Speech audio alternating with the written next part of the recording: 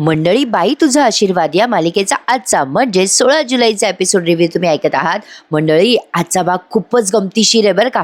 आज त्यांनी मालिकेला एक वेगळंच वळण लावलंय. तर बघा, सुरुवातीला आपण बघतोय राजाने काल ती पिशवी आणली होती ना घरी. आता अवनी तिथे मोबाईलवर बसलेली असते काहीतरी बघत. तिच्यासाठी जॉब शोधते, ती नोकरी शोधते मोबाईलवरती.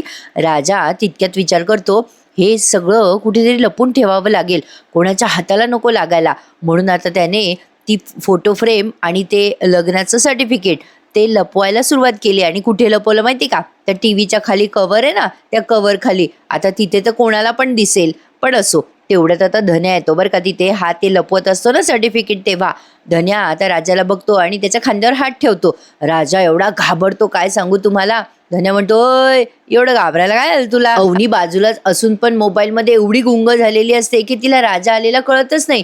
जेव्हा धन्या त्याला आवाज देतो तेव्हा तेव्हा तिच्या लक्षात येतं. आता धन्या म्हणतो असं, राजा अरे काय करू राहिला? मग राजा काय करतो, तो फोटो बाहेर काढतो बरं का. आणि म्हणतो काही नाही, ते साहेब आले होते ना सकाळी, ते यशादा साईटवर घेऊन गेला होता सकाळी, ते फोटो ठेवला होता मी पिशवीत, हे बघ. आता धन्या म्हणतो, अरे बाबो, तुमच्या लग्नाचा फोटो लय भारी रे राजा. धन्या तो फोटो अवनीला दाखवतो आणि म्हणतो, लय भारी रे, फोटो पण काढला होता का तुम्ही? आता धन्या राजाला बाजूला नेतो आणि म्हणतो, काय रे हे राजा, 98% असणारी पोरगी नाही एखाद्या ढक्कलपास गणपणानं हाव कस काय म्हणली रे? म्हणजे तो राजा आणि अवनीच्या लव्ह स्टोरी बद्दल विचारतोय राजाला बरं का हा धन्या. आता लगेच हा राजा म्हणतो, त्यांना 98% 10वीला. धन्या म्हणतो, मग 98% पडलेत वहिनीला 10वी मध्ये.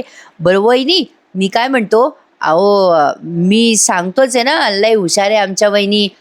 त्यांनी एकदा फॉर्म भरू दे राजा, असे कॉलेज येतील ना बघ कामाचे, त्यांना बघ असतो.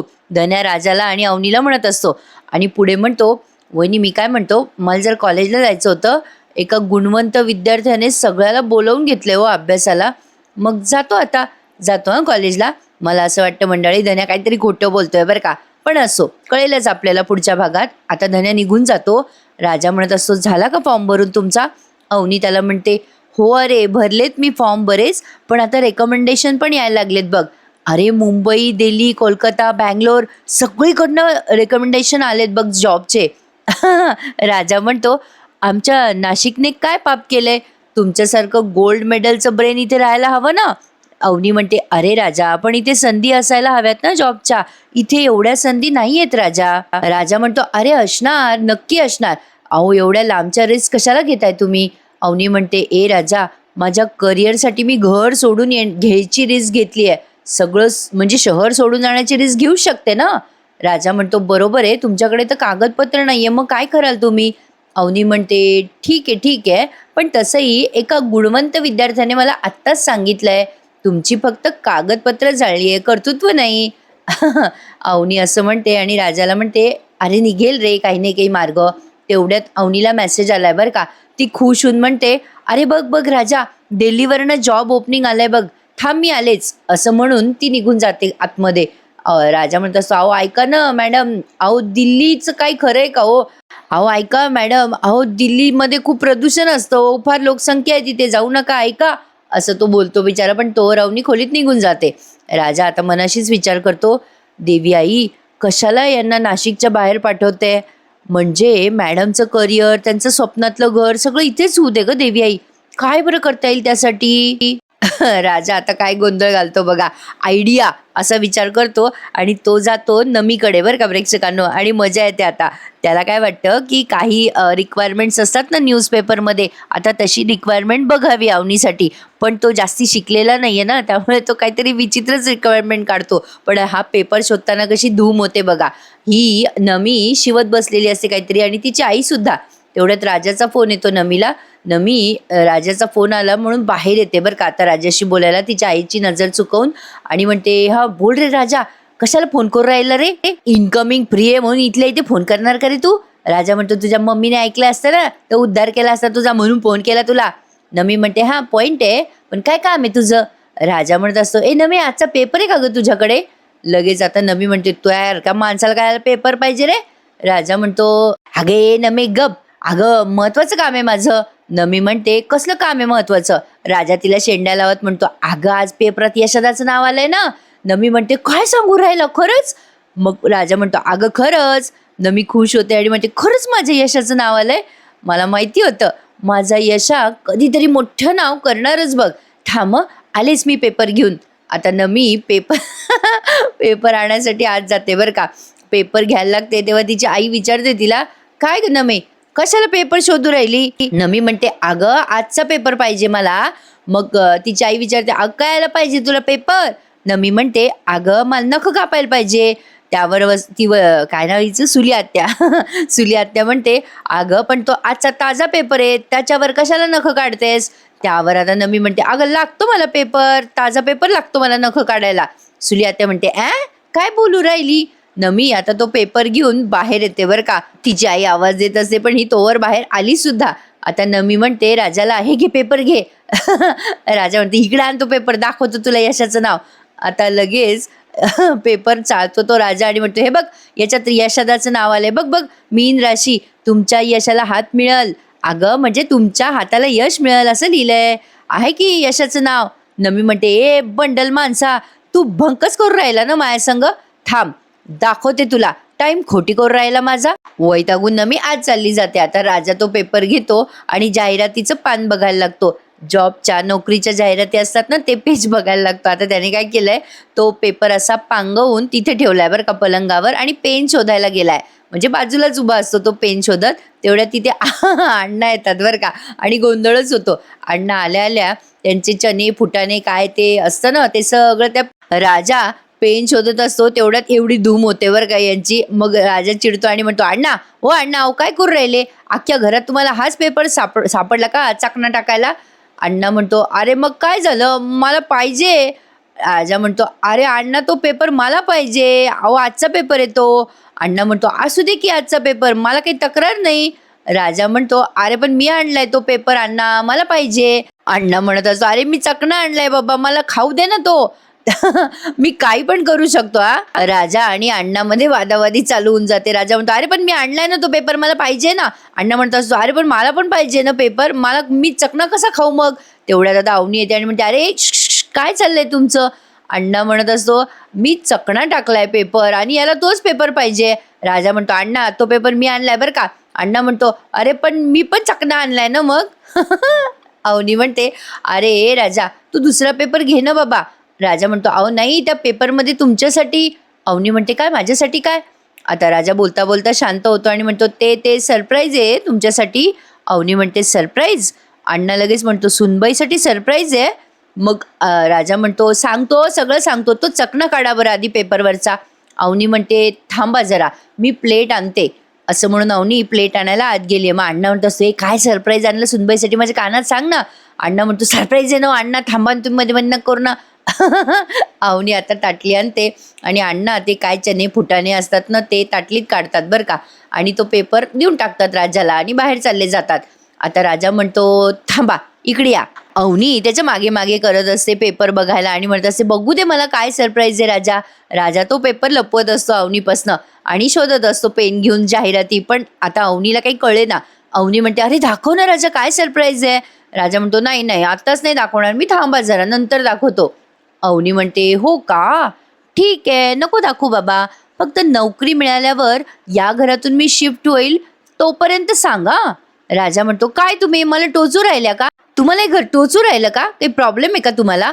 अवनी म्हणते, नाही मला प्रॉब्लेम काही नाहीये, पण आता ती पेपर हातातून घेणार असते राजाचा. पुन्हा राजा पेपर लपवतो. अवनी आता आत जाते बरं का. मग राजा जाहिराती शोधायला लागतो पेपरमध्ये आणि विचार करत असतो, या नाशकातनं कुठे लांब जाऊ नये म्हणून चाललंय ना हे सगळं. असं म्हणून आता त्याने पेपरमधल्या रिक्वायरमेंट शोधायला सुरुवात केली आहे. नोकरीच्या जाहिराती असतात ना, तो असं गोल गोल करत असतो त्या जाहिरातींना. पण कुठल्याही जाहिरातीला गोल करतोय तो. त्याला एक्झॅक्टली कळत नाहीये की अवनीसाठी जॉब शोधायचा तर कुठला शोधायचा. तर असो, आता बघा पुढे काय गंमत घडली आहे. आता ते पाण्याचं सीन दाखवला बरं का थोडासा त्यांनी आज. आता ते पाण्याची ती असते ना ती पायल, ती गर्लफ्रेंड, तिला काही आता पुढचं इंग्लिश बोलता येईना. आतापर्यंत बोलली ती इंग्लिश, पण आता पुढचं काही बोलता येईना. मग ती काहीच काही बोलायला लागते. ते your argument our subscription, subscribe my channel, bank subscribe, qualification India. तो चहावाला म्हणत असतो, काय इंग्लिश बोलता हो मॅडम तुम्ही, लय भारी, एकदम एकच नंबर. पाण्या म्हणतो, ए तू ओळखतो का या मॅडमला? आता चहावाला म्हणतो, काय जोक करू राहिले पाण्या दादा, तुमच्यामुळेच तर ओळख झाली ना आमची. ओ पाण्या दादा, तुम्ही ओळखलं नाही यांना? अहो आपल्या मॅडम आहे ना या. अहो गेटअप करून आत्ता आत आल्या त्या. तुम्ही मॅडमच आहे ना? त्या चहावाल्यानं एक्सपोज करून टाकलं पायलला बरं का. आता तो पाण्याच्या हाताखालचा मुलगा म्हणतो, ए ए येड्या, अरे कोण मॅडम? आता लगेच ही म्हणत असते, ओ एक मिनिट, लोन इज इम्पॉर्टंट ना, सबस्क्राईब अल्गोरिदम यू. तिला काही इंग्लिश बोलता येईना बरं का. मग लक्षात येतं पाण्याला की ही पायल. पाण्या म्हणतो, बघे ओळखलं का मॅडमला? ओ मॅडम, मगापासून इंग्लिश झाडू राहिले तुम्ही, मास्क काढा. आता तो मास्क काढच तुमच्या तोंडावरचा. आता पायल मास्क काढते आणि तेव्हाच लक्षात येतं त्या पाण्याच्या हाताखालच्या पोराला पायल आहे. पाण्या म्हणतो, पाहिलं का, ही पोरगी, तू माझा बिझनेस मला वाढवायला लोन देणार का तू? आता पाण्याला म्हणत असते पायल, ऐक ना रे, असं काय करू राहिला पानू, मी तर आहे ना तुझी.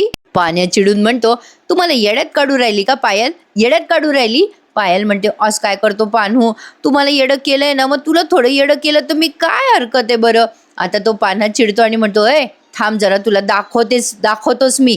असं म्हणून त्याने काहीतरी तिला मारायला घेतलंय. हा, छत्री घेतली आहे बरं का. आणि मग ती पायल मोठ्याने ओरडायला लागते, अरे मला वाचवा ना रे, काय पाहू राहिले? ए पाण्या, अरे मारू नको रे, मी जेलात टाकी ना तुला मग. आता तो पानू तरी पण म्हणत असतो, ए चल आगाऊपणा करू नको. मग ही पायल त्याला म्हणते, पाण्या पण फिक्स झाला, तुझी कोणीच गर्लफ्रेंड नाहीये बरं का, आता तू फक्त माझा आहे. असं म्हणून ती पळून जाते. आता पाण्या चिडतो आणि म्हणतो, ही आगावच आहे, हिच्यावर ना मी फसवणुकीचा गुन्हाच दाखल करतो मी आता. ही काय मला जेलात टाकणार? हिनं माझ्या डोक्याचा भुगा केला. मी किती प्लॅनिंग केली होती डोक्यात, हिनं सगळी पाण्यात घातली आहे. पाण्या आता सगळ्यांना हकलून देतो आणि आता या पायलचा त्याच्या डोक्याला ताप झालाय म्हणून वैतागतो. इकडे राजा आता अवनीकडे असा बघत असतो वळून. अवनी आता यांच्या देवघरामध्ये देवी आईला प्रार्थना करत असते. देवी आई, मी इतक्या ठिकाणी अप्लाय केलंय जॉबसाठी, मला ना कॉल येऊ दे इंटरव्ह्यूसाठी. म्हणजे एखाद्या इंटरव्ह्यूसाठी जरी कॉल आला ना तरी खूप छान होईल. माझ्या आयुष्याला नवी दिशा मिळू दे ग देवी आई, प्लीज. तेवढ्यात राजा येतो आणि अवनीला म्हणतो, तथास्तु, तुम्हाला दिल्ली बिल्लीला जायची गरज नाही, नाशिकात नोकऱ्या मिळतील तुम्हाला. अवनी म्हणते, गंमत करतोयस का माझी? राजा म्हणतो, अहो खरं सांगतोय, हे बघा एकदम हटके 20-30 नोकऱ्या शोधल्यात मी तुमच्यासाठी. हे बघा पेपरमध्ये दाखवतो बरं का तो आता नोकऱ्या अवनीला. हे बघा, बँक एक्झिक्युटिव्ह, हां हे ॲडमिन, हे टायपिस्ट, हे रिसेप्शनिस्ट पण. आता अवनी म्हणते, ए राजा, अरे ह्या नोकऱ्या करू का मी, असं म्हणणं आहे का तुझं? अरे राजा, मी कसलं शिक्षण घेतलंय? आर्किटेक्चरचं, बरोबर. मी नोकरी पण आर्किटेक्चरचीच करणार ना, का रिसेप्शनिस्टची करणार? आता राजा म्हणतो, अहो कुठला पण जॉब असं लहान मोठं नसतो ना. अवनी म्हणते, हो तुझं बरोबर आहे, कुठलंही काम छोटं मोठं नसतं, पण माझं स्वप्न काय राजा, घर बांधण्याचं. मग ह्या नोकऱ्या मी कशा करणार ना? अरे तुला कळतंय का मी काय बोलते? आणि असं म्हणून ती पेपर घेऊन जाते बरं का. तेवढ्यात यशादा येतो. मग अवनी यशादाला म्हणते, यशादा, तुम्ही माझ्या नोकरीचं काही बघितलं का हो? आता राजाला दिसतंय अवनी नोकरीसाठी केवढी डेस्परेट झाली आहे ते. अवनी म्हणते, यशादा तुम्ही म्हटले होते ना मला एक दोघांना विचारतो, म्हणजे कोणाच्या फर्ममध्ये जागा वगैरे असेल तर सांगाल का मला? यशादा म्हणतो, हो मी सांगतो तुम्हाला. अवनी म्हणते, सॉरी यशादा, मी सारखं विचारते तुम्हाला, नोकरी तर मला मिळायला हवी ना यशादा. मी अशी घरातच बसून राहिले तर नाही, म्हणजे सर्टिफिकेट नाही आहेत माझ्याकडे, थोडं अवघड आहे, पण एखाद्या कन्स्ट्रक्शन साईटवर ओळखीने इंटर्नशिप वगैरे मिळाली तरी खूप होईल. म्हणजे मी घरी बसून राहिले ना यशादा, तर मला काय करायचं आहे काय नाही, माझी स्वप्न काय आहे हे मी विसरून जाईल हो यशादा. हळूहळू माझ्यावरचा कॉन्फिडन्स पण डाऊन व्हायला लागला आहे आता. राजा लगेच म्हणतो, नाही मी बघतो, म्हणजे यशादा पण बघल. यशादा करशील ना काही? यशादा आता म्हणतो, हो मी बघतो. आणि आता यशादाला कळतंय की अवनीच्या भावनांशी खेळलं जात आहे. यशादा खूप मॅच्युअर्ड मुलगा आहे प्रेक्षकांनो, ऑलरेडी त्याला सगळं कळतं, काय वाईट आहे काय चांगलं आहे. तसं राजाला पण कळतं, पण राजाला दुनियादारी कळत नाही ना.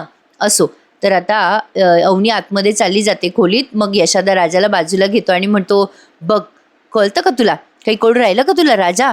अरे काय केलंयस तू त्यांच्यासोबत, समजतंय का तुला राजा? अरे खोटं बोलणं असं वेड्या आशेवरती राहत नसतं जास्ती दिवस राजा. अरे त्या जेव्हा पहिल्यांदा या घरात आल्या तेव्हा त्या काय बोलला होता तू त्यांना, काय बोलला होता? अरे राजा, माझं म्हणणं एवढंच आहे बाबा की आपण त्यांना आपल्या घरात सगळ्या सुखसोयी देऊ शकत नाही, आदर देऊ शकतो, मानपान देऊ शकतो, त्यांची स्वप्न जपू शकतो जीवापाड. एखाद्या माणसाला जपायचं म्हणजे काय असतं रे राजा? फक्त त्याला छप्पर देणं नसतं, त्याच्यातला विश्वास, आत्मविश्वास जपायचा असतो. तुला कळतंय का राजा? तू म्हणत असतो ना होप सोडायची नाही, होप लई तोप चीज असते वगैरे, पण आता त्यांची सगळी होप, आता काय करणार आहेस बाबा राजा तू? आता या मनस्थितीत त्यांना जर का हे कळालं तर त्यांची काय अवस्था होईल राजा? विचार केला का तू बाबा कधी? अरे त्यांचा आयुष्यभराचा आत्मविश्वास गळून पडेल राजा. आणि आणि शाप आहे बरं का हा तुझा राजा, शाप आहे. आता हा शाप तुझा पिच्छा सोडणार नाहीये राजा. भोग आता, भोग हा शाप तू. असं म्हणून यशोदा चालला जातो. पण राजा त्याच्या आत्मविश्वासावर ठाम आहे. काही झालं तरी त्याला अवनीला इथेच नोकरी लावायची आहे. बापरे प्रेक्षकांनो, आता त्याने एक वेगळाच जुगाड केलाय बरं का, जो तुम्हाला पुढच्या प्रोमोत दिसणार आहे. तुम्हाला आवडतोय ना पण माझा रिव्ह्यू? तुम्ही दंग झाला होतात रिव्ह्यू ऐकताना, म्हणून म्हटलं लाईक करायला विसरू नका. आणि मंडळी, विसरला असाल चॅनल सबस्क्राईब करायला तर प्लीज प्लीज मंडळी चॅनलला सबस्क्राईब करायला विसरू नका. आता इकडे बघा काय होतं या सीन मध्ये. ही आत्या अशी आल्हाद बघते, तो तिचा तो लहाना भाऊ आहे ना दत्त्या, तो कपाट उचकत असतो. मग ती सुली आत्या म्हणते, खरं सांगू का, एक पण भाऊ धार्जिन नाहीये मला, जसा तो धोंड्या तसाच तू आहे. दत्त्या म्हणतो, काय ग सुले, त्या धोंड्याशी बरोबरी करते का ग माझी? मग ती सुली म्हणते, तो तरी बरा आहे, असा तुझ्यासारखा गपचूप येऊन माझ्या कपाटाची झडती तरी घेत नाही. त्यावर दत्त्या म्हणतो, गप्प बस सुले, तुझी लेक लय अवगुणी आहे. अगं तिला जर कळलं ना मी कशासाठी शोधाशोध केली तर ती तिच्या लाडक्या अण्णा मामाला जाऊन सांगणार बघ. सुली म्हणते, मला सांग ना काय कारण आहे ते. दत्त्या काका म्हणत असतो, अगं घराची कागदपत्र शोधायला लागलो मी. सुली म्हणते, कशासाठी पण? दत्त्या म्हणतो, अगं तुला सांगतो सुले, ज्युनियर देशमानेनं मागितलेत कागदपत्र. अगं तो म्हणाला घराची कागदपत्र बघू दे मला, चांगला वकील लावतो म्हणे, घर तुमच्या नावावर करतो. सुली आत्या खुश होऊन म्हणते, अरे काय सांगतो, लई बरं होईल पाय, माझ्या नमीच्या लग्नाची काळजी मिटल बघ. दत्त्या म्हणत असतो, आणि सुले माझ्या म्हातारपणाची काळजी मिटल ग. सुली आत्या म्हणत असते, होय होय, माझी पण सोय होईल ना म्हातारपणासाठी, चल चल मी बी शोधते. असं म्हणून हे दोघं कपाटातल्या फायली उचकायला लागतात. तेवढ्यात नमी येते आणि म्हणते, काय शोधाशोध करू राहिले तुम्ही दोघं? आता ही सुली आत्या थाप मारते बरं का नमीला आणि म्हणते, अगं तुझ्या लग्नाची पत्रिका नाही, म्हणजे तुझ्या जन्माची पत्रिका शोधते. तुझं लग्न ठरवायचंय ना, गुरुजीला द्यायची होती पत्रिका. नमी म्हणते, ए ममे, त्याची काही गरज नाहीये बरं का, तुला आधीच सांगितलंय मी यशा संगच लग्न करणार आहे, दुसरं कोणाशीच मी लग्न नाही करणार. सुली आत्या म्हणते, थोबाड फोडी ना मे यशाचं नाव घेतलं तर. आता तो दत्त्या म्हणतो, बघ बघ कशी अवदसा सुचायली हिला, त्या मिस्त्रीशी लग्न करायला चाललीये. या आजकालच्या पोट्ट्याला काय झालं काही समजना. त्या पोरीनं फटीचा ड्रायव्हर पकडला आणि ही त्या माऊली मिस्त्रीच्या मागं लागली आहे.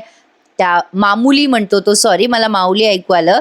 मग लगेच नमी म्हणते, ए दत्त्या काका, मामुली नाहीये तो फार मोठा आहे आणि त्याचं मन बी लई मोठं आहे. त्यावर सुली आत्या म्हणते, अय नमे, मनाच्या मोठेपणावर ना भाकरी नाही भाजतायत, त्याचा विचार मनातून काढून टाकायचा बरं का. नमी कशाची ऐकते.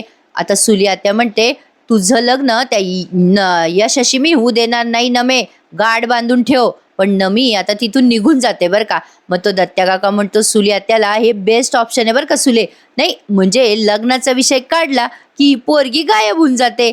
नमी गेल्यावर ती सुली आत्या म्हणते, डोक्याला हेडॅकच आहे ती पोरगी, शोध तू पेपर शोध बाबा. आता हे दोघे पेपरची शोधाशोध करायला लागतात. आणि मंडळी, आता शेवटचा सीन तुम्ही बघत आहात. अवनी आता एकांतात विचार करताना दाखवली आहे. तिला आता तिचं पुढचं भविष्य काही सुचेना, बिचारी टेन्शनमध्ये असते अवनी. काय करावं पुढे, आता कसं जावं, म्हणजे कुठे जॉब शोधावा, कुठे करिअर करावं, हे काही तिला समजेना. तेवढ्यात राजा येतो बरं का. आणि राजा मनात विचार करत असतो की यशोदाने त्याला सांगितलं ना की सगळं खरं खरं सांगून टाक त्यांना. अरे त्यांना खरं नाही सांगितलं तर त्या विश्वास नाही ठेवणार कोणावर, त्या सोडून जातील तुला, आणि तुझ्या मनात पण विचार सुरू राहील ना, त्या सोडून जातील, शाप आहे तुला राजा. असं सगळं तो विचार करतोय राजा मनातल्या मनात. आणि अवनी विचार करत असते तिच्या वडिलांचा. तिच्या वडिलांनी तिचे सर्टिफिकेट जाळले, ह्या गोष्टी तिच्या मनात चालू असतात. आणि तिला काही झालं तरी तिच्या वडिलांना सिद्ध करून दाखवायचं आहे की ती सुद्धा कर्तृत्ववान आहे आणि ती पण तिचं करिअर घडवू शकते कोणाच्याही आधाराशिवाय. तिने चॅलेंज दिलंय ना प्रेक्षकांना तिच्या वडिलांना, त्यामुळे या गोष्टींचा विचार ती करते. आणि तिच्या वडिलांनी जाळलेले सर्टिफिकेट तिला आठवतात आणि ती मनातल्या मनात ठरवते, काही झालं ना तरी मी माझी स्वप्न पूर्ण करणारच बाबा, तुम्ही बघालच, असं ती मनात ठरवते. आणि इथेच आजचा हा भाग संपून जातो. आता पुढचा प्रोमो त्यांनी चांगला दाखवलाय बरं का प्रेक्षकांनो. आता पुढच्या प्रोमोत आपण बघतोय हा पाण्या वैतागून घरी आलेला असतो, कारण त्या पायलने त्याच्या फिलिंग सोबत छेडछाड केली ना, त्याला लोन घ्यायचं होतं गॅरेजसाठी, पण तिने एक स्कॅम केला आणि त्याला फसवलं. आता त्याला वैताग आलेला असतो आणि धन्या सांगत असतो राजाला, "अरे त्या पायलने बँक ऑफिसरचं रूप घेतलं आणि याला फसवलं बघ, पाण्याचा इंटरव्ह्यू." पाण्या सांगतो वैतागून राजाला, "अरे ती कोणीतरी आपला इंटरव्ह्यू घेणार या विचारानेच मी एक्साइटेड झालो होतो रे, किती चांगलं वाटत होतं मला." मग राजाच्या डोक्यात आयडिया येते, खोट्या इंटरव्ह्यूमुळे ह्याचा एवढा कॉन्फिडन्स हाय लेवलला गेला, मग मस्त आयडिया आहे ही, असं म्हणून राजा त्याच्या त्या कार मालकाकडे जातो आणि म्हणतो एका दिवसासाठी राजा त्या मालकाकडनं जागा भाड्याने मागत असतो इंटरव्ह्यू घेण्यासाठी. आता तुम्हाला काय वाटतं मंडळी, राजाची ही आयडियाची कल्पना वर्क करेल का अवनीला सत्य कळेल? पण तिला कळतं बरं का प्रेक्षकांनो, तसा प्रोमो आलाय, यशादा गवंडी आहे हे तिला कळतं. बघूयात आता येणाऱ्या भागांमध्ये बरेच ट्विस्ट आणि टर्न रंगणार आहेत. आवडला असेल आजचा रिव्ह्यू तर नक्की लाईक करायला विसरू नका. बाई तुझा आशीर्वाद या मालिकेच्या डेली रिव्ह्यूसाठी आपल्या चॅनलला आवर्जून सबस्क्राईब करा मंडळी. उद्या भेटूयात पुन्हा एकदा, तोपर्यंत टेक केअर, धन्यवाद.